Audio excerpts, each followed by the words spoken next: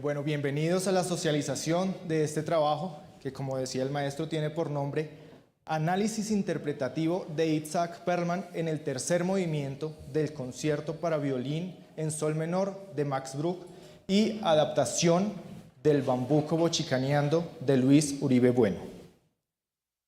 Yo soy Gonzalo Franco Amaya, aspirante al título como maestro en artes musicales con énfasis en violín. Bueno, el principio del trabajo voy a contarles el proceso metodológico sobre el que me enfoqué para realizar este trabajo. Lo primero fue revisar documentos que me sirvieran como guía para la realización de mi propio documento. Este proceso también me sirvió para identificar a los compositores sobre los que quería basar el trabajo y las obras sobre las que quería hacerlo. La elección después de haber elegido el tercer movimiento del concierto en sol menor de Bruch, me dispuse a escoger el intérprete sobre el que quería hacer el análisis. Pues lo primero es que quería que el intérprete fuera de mi agrado, pero además que fuera de interés para otros violinistas, por supuesto para intérpretes en general y para el público. También necesitaba que el video que había escogido para el análisis fuera un video en el que se pudieran detallar todos los aspectos interpretativos y técnicos para poder hacer bien detallado el análisis correspondiente.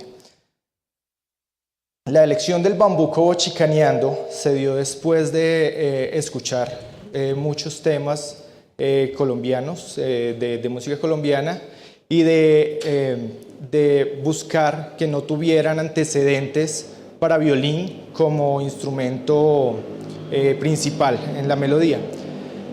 También escogí el violonchelo como instrumento acompañante, por la idea de que fuera el instrumento bajo, pero que tuviera cierta relevancia melódica.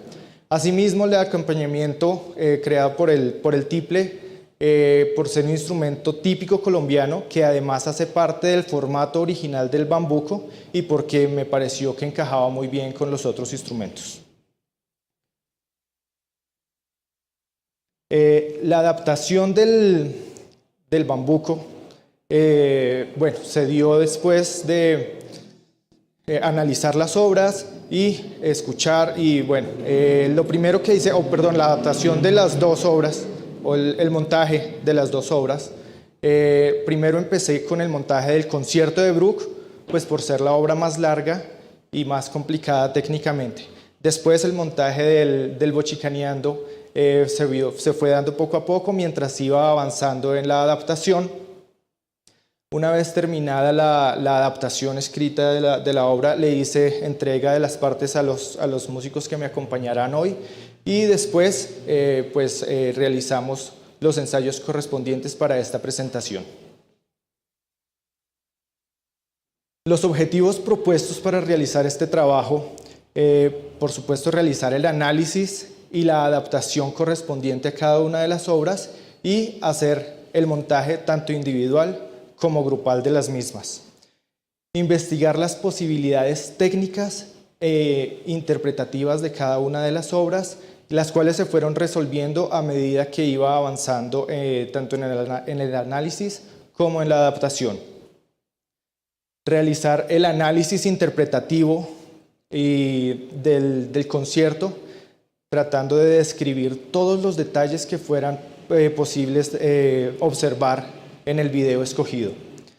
Reconocer los autores de las dos obras y al intérprete del concierto, así como el contexto en el que fueron escritas las obras. Voy a hablarles ahora un poco sobre Max Christian Friedrich Bruch, más conocido en el medio musical como Max Bruch. Nació en Colonia en 1838 y murió en Berlín en 1920. Fue un compositor y director. Trabajó como director en varias orquestas en Europa, principalmente en la orquesta de Liverpool. Después trabajó como director también en Bremen y después pasó a trabajar en la en la Escuela de Música de Berlín. Allí pues, trabajaba como maestro de música y de dirección.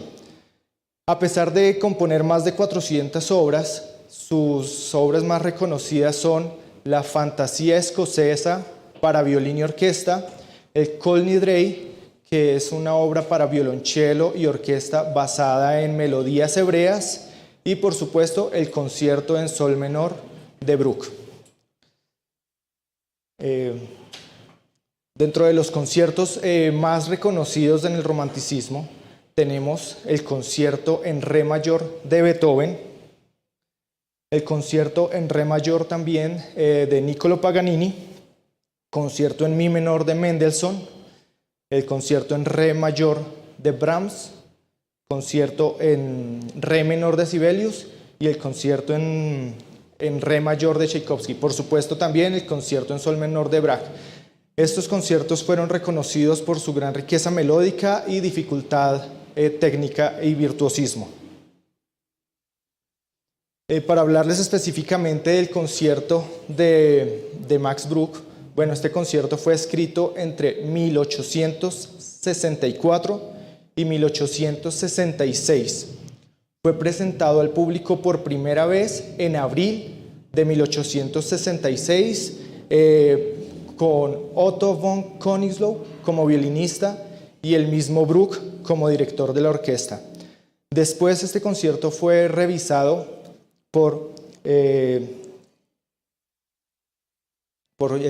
Joseph Joachim, quien además había revisado el concierto para violín de Brahms. Joachim le hizo algunas correcciones y fue el encargado de presentarlo nuevamente al público en enero de 1868. De inmediato el concierto fue reconocido como uno de los más bellos y mejores hasta la fecha. Voy a hablarles ahora un poco sobre Isaac Perlman. Nació en Tel Aviv, Israel, en 1945. Fue hijo de padres inmigrantes polacos que llegaron en la década de 1930 a Israel. A los 3 años escuchó una grabación en la radio y en ese momento empezó su gusto por el violín. A los 4 años sufre de una enfermedad llamada poliomielitis, la cual le impide la movilidad de sus piernas y lo obliga a caminar con muletas y a tocar sentado. A los 13 años viaja junto a su familia a Estados Unidos para presentarse en el show de Ed Sullivan, y allí aprovecha para quedarse en este país y continuar sus estudios en Juilliard School. A los 18 años hace su debut como solista en el Carnegie Hall de Nueva York. Ha sido ganador de numerosos premios y reconocimientos, ha participado en series de televisión, en películas, y se destaca un premio Oscar que ganó por hacer parte de la banda sonora de la película La lista de Schindler. Ha hecho numerosas giras por el mundo tocando con las mejores orquestas y en los mejores teatros.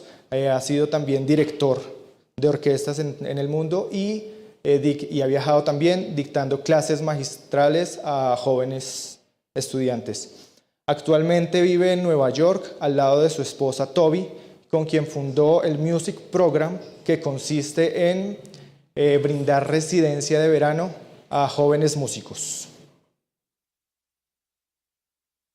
Los elementos interpretativos y golpes de arco más importantes que puedo destacar de Perlman, especialmente en el tercer movimiento del concierto de Bruch, primero la relajación en sus 2 brazos.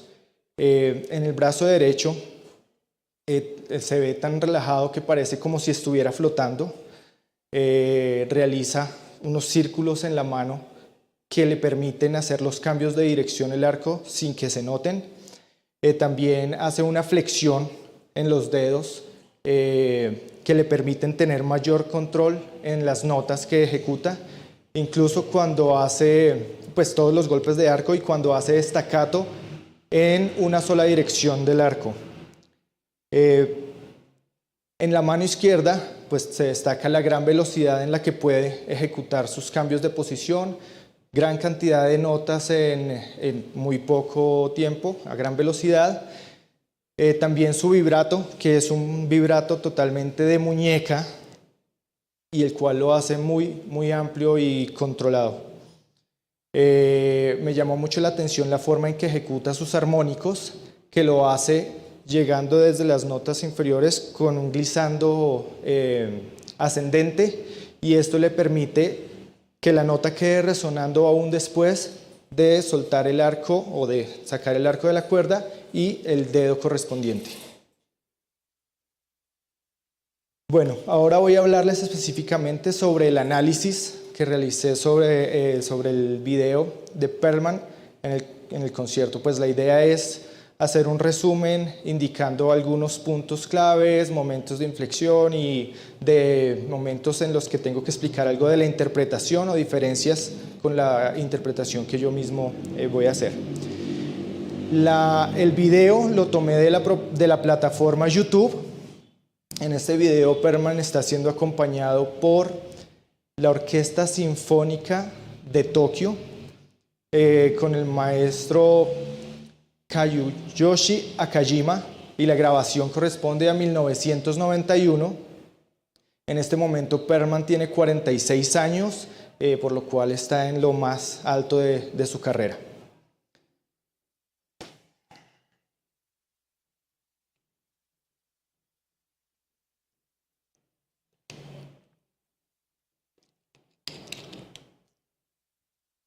Bueno, en el principio la orquesta entran las cuerdas, muy piano, y a medida que van entrando las otras secciones se va haciendo un poco más intensa esta introducción.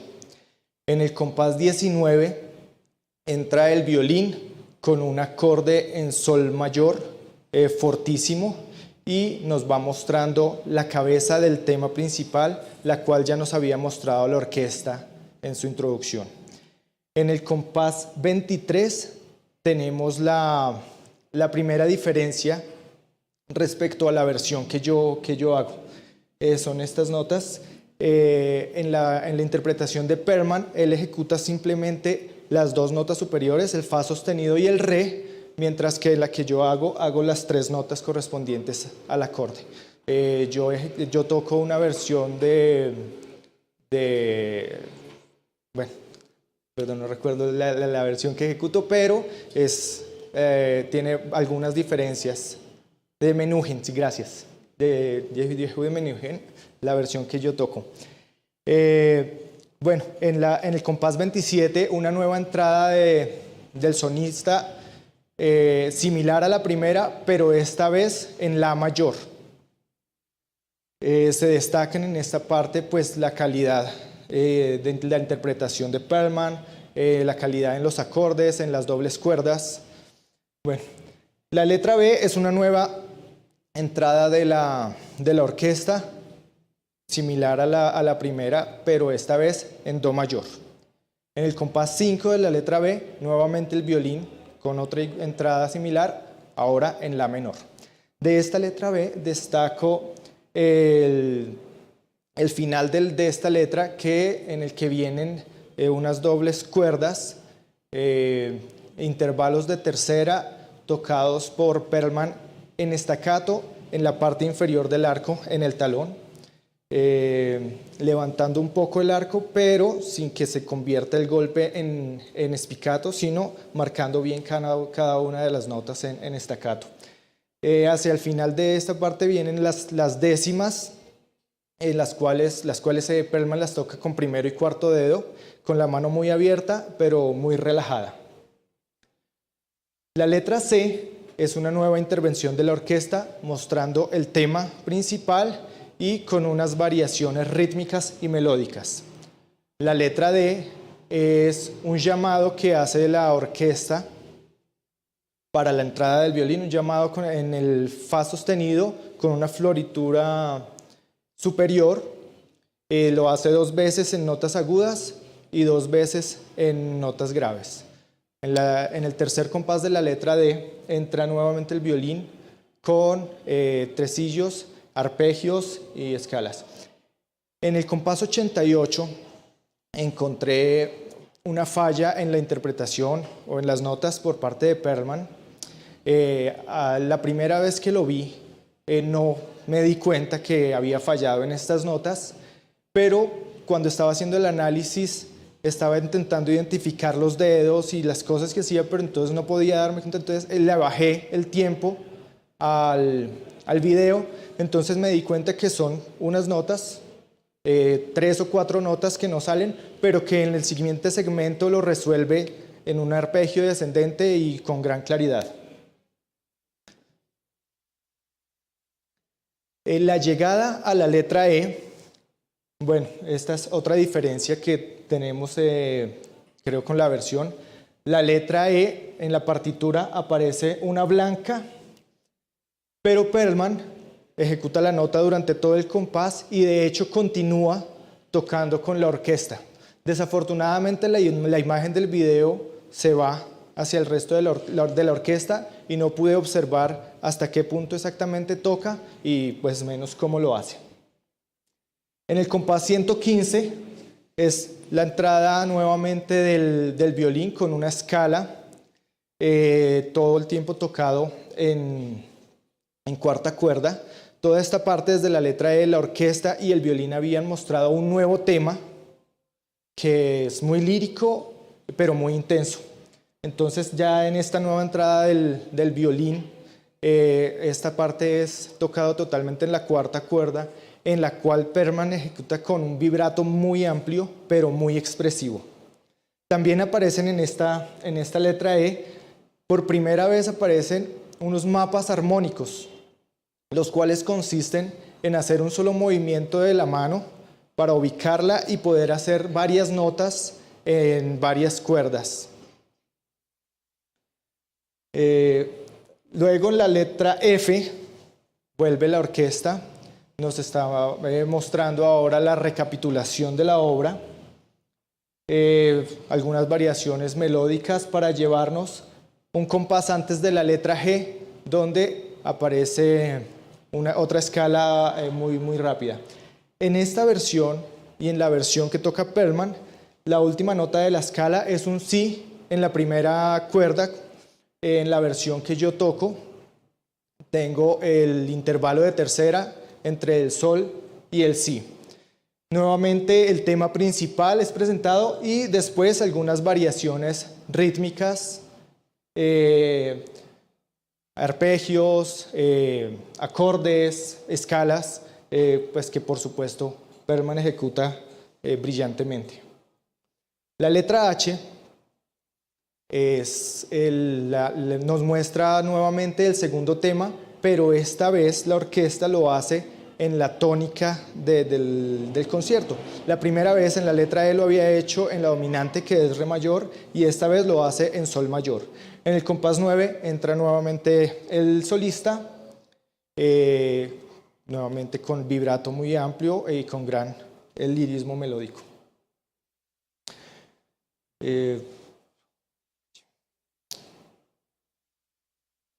En la letra I vuelven a aparecer los mapas armónicos de los que ya les había hablado y un poco antes de terminar aparecen las blancas con trinos que nos van preparando para la llegada a la coda. Hacia el final una nueva sección con décimas, pero esta vez vienen ligadas de a dos, son nuevamente Perlman con primero y cuarto dedo y la mano muy relajada.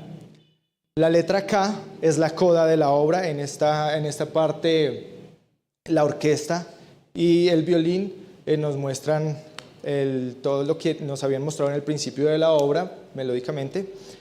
Y para destacar la letra L, que tiene una notación de stringendo, que quiere decir apretando o acelerando poco a poco.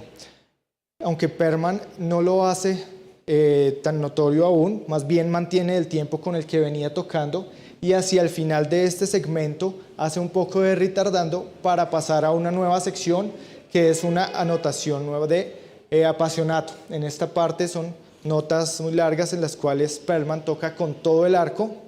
Son notas que vienen en síncopa y nos van preparando para el final de la obra. En el final tenemos un presto en el cual Perlman demuestra todo su virtuosismo tocando a gran velocidad, y las dos últimas notas, dos acordes, perdón, tocados con todo el arco. El último muy fuerte, muy rápido y corto para demostrar ese final enérgico de la obra.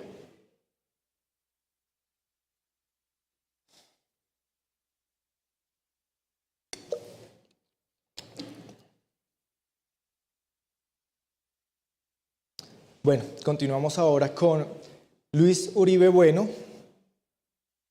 compositor norte santandereano. Nació en Salazar de las Palmas en 1916. Inició sus estudios interpretando la guitarra y el contrabajo. Algunos años después se muda a Cúcuta para continuar con los estudios musicales. Allí forma su primera agrupación llamada Los Norteños y compone su primera obra llamada Pupo. Con este grupo realiza algunos viajes a Bogotá para hacer grabaciones y cumplir con algunas presentaciones. En 1944 entra a la orquesta de Lucho Bermúdez como contrabajista. En 1948 viaja con esta orquesta a Medellín para cumplir con algunos contratos musicales. Un tiempo después se radica en esta ciudad y en 1953 es nombrado director de la Casa Sonolux, la cual era una casa disquera que se encargaba de hacer las grabaciones para solistas y los grupos más reconocidos en el momento. En 1970 es nombrado director de Extensión Cultural de Antioquia. En este trabajo se encarga de formar bandas en la mayoría de los municipios del departamento. Fue ganador también de varios premios como compositor y murió allá mismo en Medellín en el año 2000 a causa de una afección coronaria. Bueno, la música andina colombiana, pues lo primero que voy a decirles es que está dividida en 4 regiones. La región centro-oriente, con norte de Santander, Santander, Boyacá y Cundinamarca. Centro-sur, Huila y Tolima. Región noroccidente, Quindío, Valle del Cauca, Antioquia, Risaralda y Caldas. Y la región suroccidente, Cauca, Nariño y occidente del Putumayo. Aunque cada una de estas regiones tiene sus propios ritmos y géneros, también hay algunos géneros que es en común, como el bambuco, que aunque tiene algunas diferencias, por ejemplo en el Tolima y Huila, como el bambuco fiestero, pues hace parte de las 4 regiones. Para hablarles específicamente del bambuco, pues debo decirles que hace parte específicamente de la región andina colombiana. Se creó inicialmente pensando en el baile en pareja y siempre acompañado de la música muy romántica. Jorge Isaacs tenía la teoría de que el bambuco había llegado desde el Cauca, traído por esclavos africanos que pertenecían a una tribu que se llamaba Bambuk. Aunque nadie puede afirmar ni negar esta hipótesis, lo cierto es que el bambuco ha estado desde sus inicios y hace parte de nuestra nacionalidad. Inicialmente era escrito a 3/4, pero en algún momento cambió a 6/8 porque resulta ser más sencillo para los intérpretes. Tiene una estructura de 3 partes, como la que les voy a interpretar, que empieza en tonalidad menor, las 2 primeras partes, y después hace modulación a la tonalidad mayor. El formato original del bambuco era tiple, bandola y guitarra, la bandola encargada de hacer las melodías, el tiple como instrumento marcante y bajos, y la guitarra, y el tiple como instrumento rítmico. Bueno, ahora para contarles un poco sobre el proceso de la adaptación del Bambuco, lo primero que hice fue, después de haber escogido la obra, entonces buscar las partituras que me fueran guiando para la adaptación. Estuve buscando la partitura original de Luis Uribe Bueno, pero no la pude conseguir. Entonces la maestra Arminda me ayudó y en la Universidad EAFIT me ayudó a conseguir una partitura que era un arreglo del mismo Luis Uribe Bueno para guitarra. También el maestro Efraín me pasó una grabación de la estudiantina Bochica, también con un arreglo del mismo maestro Uribe Bueno. Bueno, como la partitura y el audio estaban escritos en si menor, lo primero que decidí fue hacer el cambio a la menor porque me parece que ofrecía mayor posibilidad técnica en el violín. Al principio, de tanto escuchar la melodía, empecé a tocarla, pero todavía sin ningún tipo de arreglo ni nada especial, simplemente la melodía de la primera parte. Una vez empecé con la adaptación escrita, la cual realicé en el programa Finale, entonces empecé a añadirle diferentes aspectos técnicos como dobles cuerdas, cambios de octavas para enriquecer la melodía, golpes de arco e incluso algunos efectos. Cada que iba terminando una sección en la parte principal del violín, entonces iba avanzando en el acompañamiento del violonchelo, que también no quería que fuera exclusivamente realizar los bajos, sino que tuviera cierta relevancia melódica, entonces haciendo segundas voces, algunos momentos de respuesta a la melodía y también creando efectos y golpes de arco. Después de haber terminado pues toda la obra de la misma manera con el violín y el violonchelo, entonces me dispuse a hacer el arreglo del tiple. La armonía, me basé totalmente en el arreglo que tenía el arreglo para guitarra. Y la distribución de las voces, bueno, en esta parte el maestro Giancarlo, que es el tiplista que me va a acompañar esta tarde, me ayudó, me corrigió algunas notas que no estaban bien ubicadas dentro del pentagrama y me indicó la forma correcta de distribuirlos.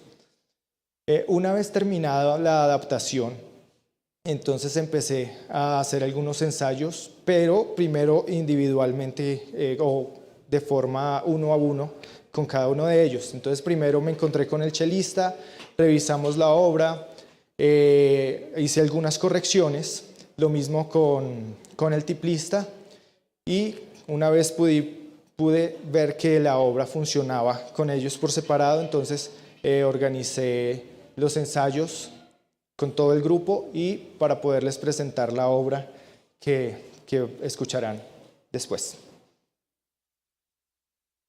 Bueno, las conclusiones que me quedan al realizar este trabajo, primero en los aspectos técnicos de la interpretación de Bruch, destacar la relajación en sus dos brazos, digitaciones, arcos y posiciones que me ayudaron mucho para mejorar mi propia interpretación. De hecho, pues esa era la intención cuando se empezó a hacer el análisis, tomar algunas cosas de su propia interpretación y poderme apropiar para que la interpretación mía fuera mejorando. Respecto al fallo, bueno, Perlman es un brillante violinista, pero también pudimos darnos cuenta que comete algunos pequeños errores, aunque cuando hace las presentaciones es muy difícil darse cuenta si hay un error en la obra.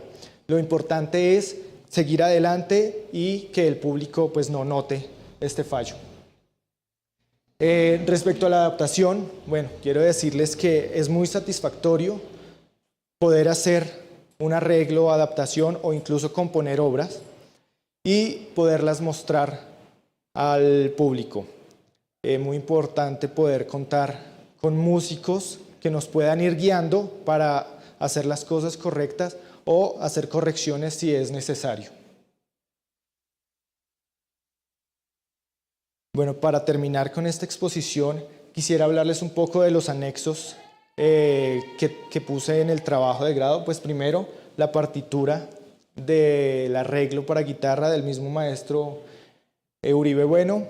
En el trabajo están también las partes individuales de la adaptación para pues, las partes de cada uno de los instrumentos en la adaptación. Y por último, la respuesta que recibí de parte del grupo de músicas regionales de la Universidad de Antioquia, explicándome que no habían encontrado las partituras de Uribe Bueno, sino que solo habían encontrado la partitura de la bandola 2 y 4. Muchísimas gracias. Ahora nos dispondremos a hacer la parte interpretativa de la presentación.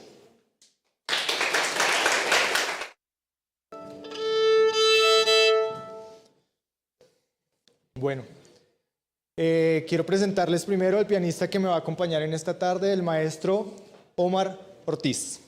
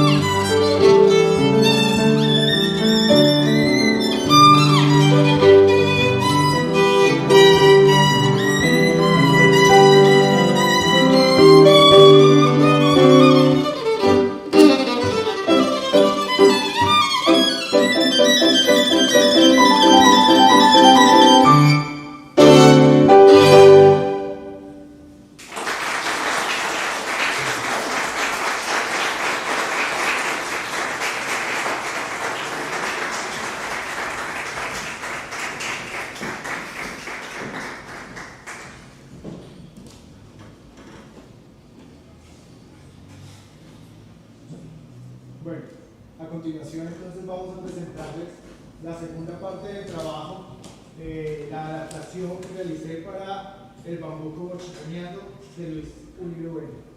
Les presento a los músicos acompañantes, son mis amigos además, el maestro Osiris Lobo y el maestro Giancarlo Espíndola. Gracias.